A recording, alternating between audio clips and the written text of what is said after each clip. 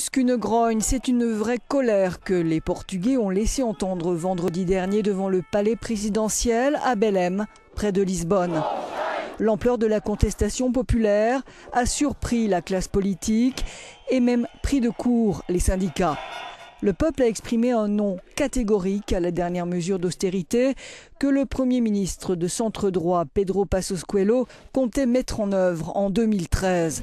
Après 8 heures de réunion du Conseil d'État convoqué par le président de la République, Aníbal Cavaco Silva, Passos Coelho a dû faire marche arrière et renoncer à augmenter les charges sociales des salariés de 11% à 18% en 2013 et de faire passer les cotisations patronales de près de 24% à 18%.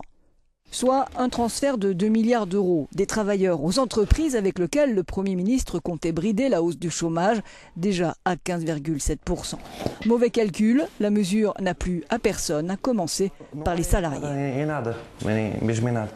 Ça n'aide en rien, ni les chefs d'entreprise ni les travailleurs.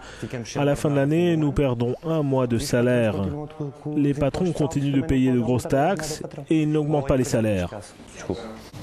Raté aussi pour le patron de la boulangerie. Ça ne marche pas.